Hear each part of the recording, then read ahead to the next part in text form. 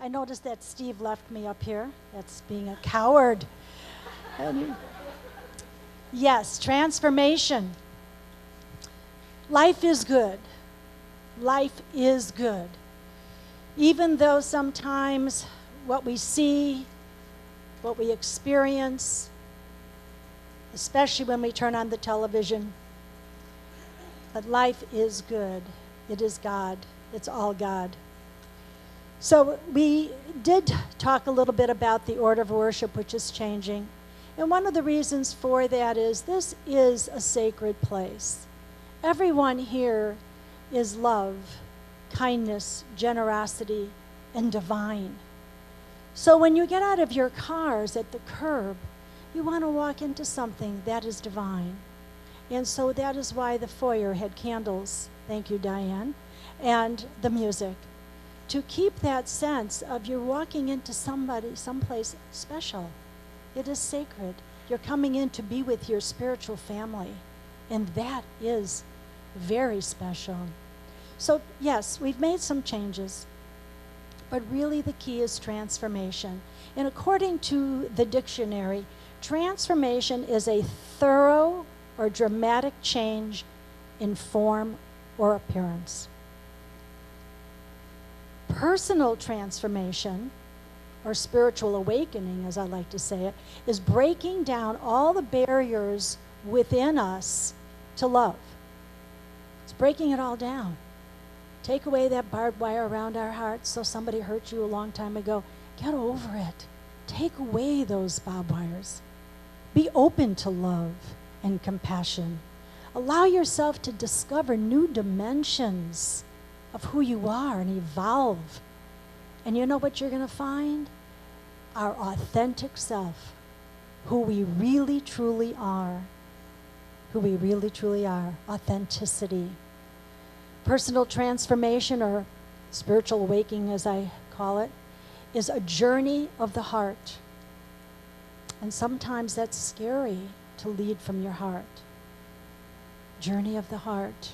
You know, when we lead from our head, and everyone who's ever been in business or is in business now, you lead from your head, you have ideas from your head.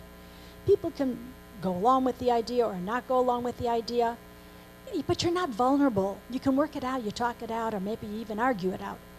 But when you lead from your heart, you are vulnerable, because that's who you are. That's where your authentic self lies. But through personal transformation, we have to lead from our heart. It is a journey of the heart. Personal transformation and spiritual awakening is actually using the results of whatever spirituality you use. If you do meditation, if you pray, if you do treatment, if you read spiritual books, if you go to classes, what are the results of all that? Where can you take the results? How about interacting with others? Are we interacting with love and kindness and generosity and compassion? Or are we angry and upset and complaining? Take the results of our meditation. Take the results of the books you read and apply them in our life. That is personal transformation. And you know, there is a difference between, and I like what Stephen said, we had some changes here. There's a difference between improvement, change, and transformation. Improvement may be, oh, I paint the wall over here. Improve it a little bit. Or personal improvement might be, I join a gym, and which I did, and I don't go very often, so I'm not so sure how I improved my life. So I join a gym, and my life will improve because I'm going to exercise. And then I may work with a trainer, and they're going to tell me how to eat and how to work out, and I've improved my life. But that's limited. That's very limited. What about change? Yes, I can, as you can see, we changed some of the chairs just to make it flow a little easier. It is a change, but it's limited. Change does not encompass transformation. Transformation includes change. There has to be change to transform. I have to be willing to go within and change some of the beliefs that no longer serve me. I have to be willing to go in and say, you know, I need to let that go. That was 50 years ago. Why am I still carrying it? How does it serve me? And I know everyone here knows exactly what I'm talking about, because I'm not the only one that sometimes I flash back and go, you know, I'll put a name or a face and I'll think of something not very nice. But I have to let that go. That's ridiculous. Transformation is like, we pick that because it's the butterfly. And I believe that, you know, you have the caterpillar, and then it goes into the chrysalis, and then it becomes the butterfly. In fact, Tree had that last year at the women's retreat. How many people were at the women's retreat last year? And if you remember that, how powerful that was to realize that we can become all we are meant to be. But we really need to go through these stages. I believe personally that this center has been a caterpillar for a long time. And it's been trying to get into that chrysalis stage. And somehow it's been blocked. But I think right now it's there. I think it's in the chrysalis. So when the center breaks free, it is going to be the beautiful butterfly it's meant to be. And I absolutely agree with Steve. This center has been a conduit for so many people to come and to listen to different people talk, different classes, the fellowship. My daughter was raised in this center back in the 80s, I think, or maybe 90s. Were you born then? I don't even know. Anyway. And then, of course, I started my own center, and she couldn't escape, and she had to be there every Sunday. So sometimes we don't see her here because she wants to sleep in. She's kind of over that, I think, but maybe we can convince her to start coming back. So it's about inside job. Transformation is an inside job. The center through its transformation, and the chrysalis, it's an inside job. Personal transformation is an inside job. I can change all that out there, but unless I change this is going to continue to be the same. And we all know from this teaching that whatever is in here is out there. Whatever is in here is out there. That's not always such good news, because sometimes I want to complain about what's out there. And then I'm reminded of this teaching, and there's so many teachings like this that say, you know, thoughts are things. I think I was weaned on thoughts are things. Whatever you think is done unto you. So remember that, please. Remember that. This is an inside job. So what I want to say, it depends upon us. Are we willing to do our own personal transformation? Because whatever goes on for me reflects out here. Whatever goes on for me reflects out here. So it takes courage and it takes commitment to make the right choices to transform personally. It takes courage and commitment to assist the center to go through its transformation. So some of the things that maybe we might want to start developing, we need some. Actually, Dr. Sue wrote something on Facebook, and I called her last night. I said, may I quote you? And she said, quote away, my dear, quote away. So I am going to read, and I'm going to read this slowly. And I didn't take everything that she wrote, but my goodness, it's just very powerful. And I picked it up in the middle of a paragraph. It says, we can't continue to pretend that what is happening in our world has nothing to do with us. The effects of our personal and collective states of knowing and of known or hidden prejudices, fear, anger, and alienation from truth is what has brought us to where we are. The outer remains a reflection of what churns in our inner subjective, withholding love, authentically forgiving, acceptance of ourselves and others. We need to be better at who we are as individualized expressions of the divine. Now that's really heavy stuff because there's so much going on in this world. It has to do with me and everyone here and everyone else in this world. Because whatever we are all thinking and our prejudice and our hatred and our fear and our anger, it is just manifesting in all this violence. But I want to take it back down to our center because I cannot solve that problem today. But what I can do is maybe start working on the challenge we have here.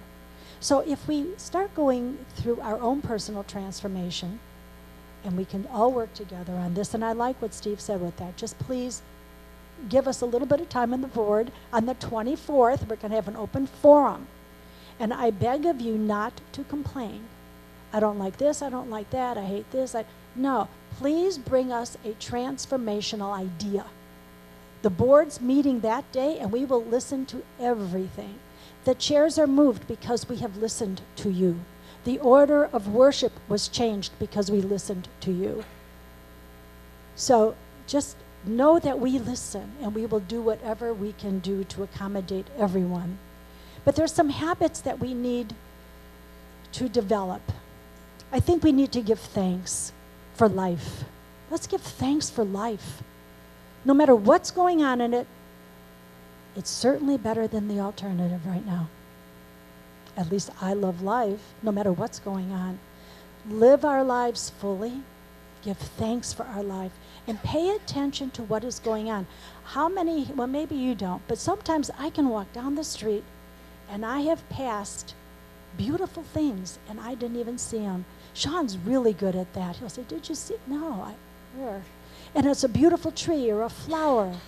Or maybe another person walking by and I didn't smile at them because I didn't actually see them because I'm so busy focused on nothing. I'm just walking focused. And I'm saying we need to change that. Pay attention to life. It's a gift. Everyone in it is a gift to us. Smile at people. Pay attention to the beauty. Pay attention to nature. And be grateful for this center. Be grateful. You know, I've heard, I don't know how many times that this center is an albatross. It's an albatross around our neck. And I know why that was being said, because of the finances. You know, it's a lot of rent. However, I would like to suggest, maybe, thinking of it a different way. The treasurer and I did meet with the water court, and they are going to work with us financially on the rent. I don't know what that looks like yet, but they said definitely yes. So let's do that prayer work around that. Let's know that that's a good dent for us. Let's start looking and be grateful for this center. What a beautiful space. I will tell you the chairs are a little heavy because I moved them, but let's be grateful for the nice, comfortable chairs. So let's not start saying that it's an albatross or it costs too much or whatever. Please, let's just celebrate it. Let's love our center and give without an agenda. Do you know how many people here give without an agenda? You know, we have people, Michael Pancake and Ron, sitting up in our sound booth. They get here very, very early. They're giving without an agenda. We have camera people. We have ambassadors, Amy and her group of people. There's, you know, Ann is standing out at the door with Dee and with Sheila, passing out programs. You know, they don't just jump into your hands. They stand there. They're here early. Jim Allen is walking around with signs. Tree is downstairs with hospitality. So there's so many people that give without an agenda. Please give without an agenda. Step up if we ask. On the day of the open forum, all your ideas are going to go before the board, and they're going to go up on a bulletin board downstairs so that anybody can sign their name to whichever idea they think they'd like to participate with. I just wanted to say one more thing about giving without an agenda. Yes, resources are definitely taken. Actually, Kelly, our treasurer, I don't know if some of you may not know him, but he is an amazing human being. He works tirelessly. And he tends to text me very late at night. And the last text I got, he's in Colorado. And he texted me saying, have a great morning, and I expect you to clear up the deficit by the time I get back. No pressure, right? So it is not a problem. It's all good.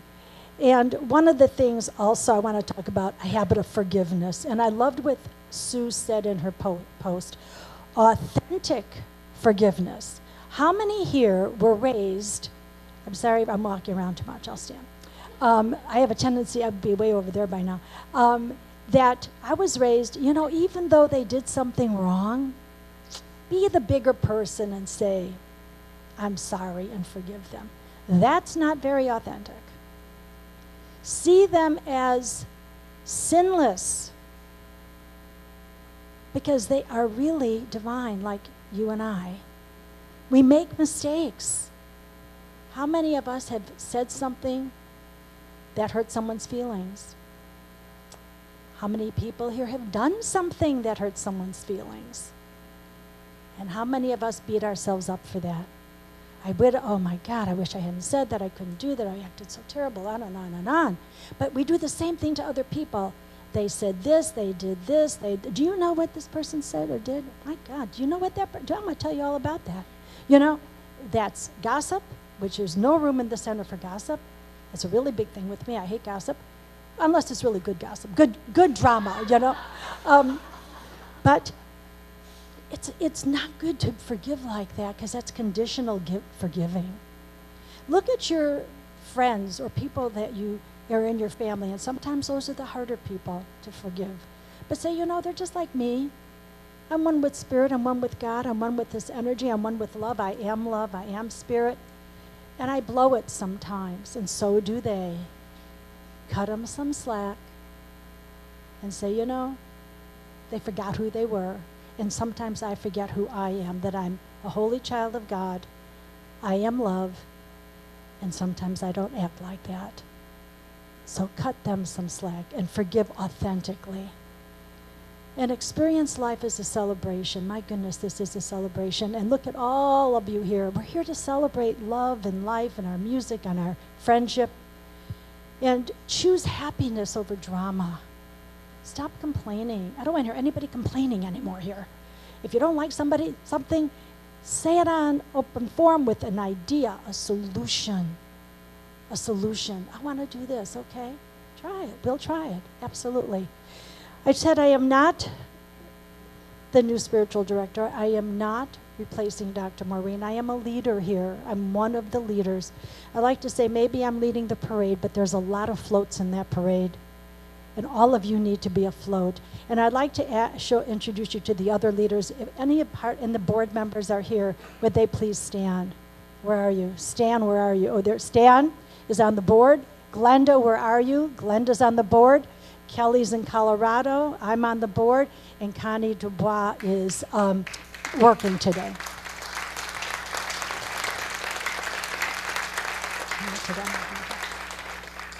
And then I'd like the practitioners to stand, all of the practitioners who are here today. These are spiritual leaders at this center. Now, we're not all here.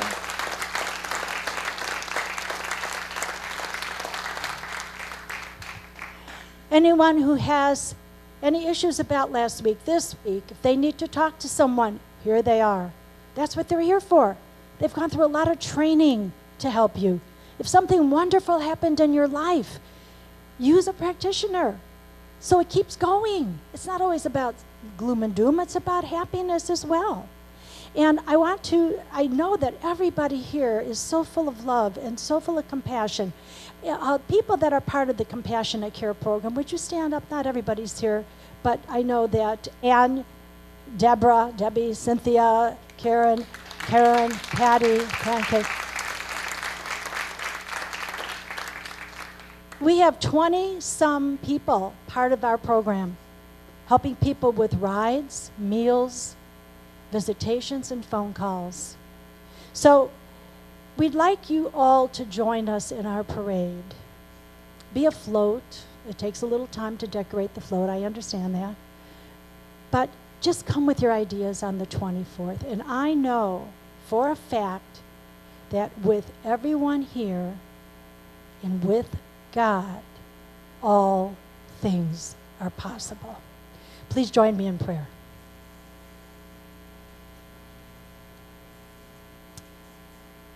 I know for myself and everyone here, we are up for the challenge. We are willing to have the courage to check our heart space, see where it needs to be freed of any prejudice, any fear, any anger, anything that is holding us back from being all we can be. We are willing to transform. We are willing to forgive anyone that we are still holding any grievance about.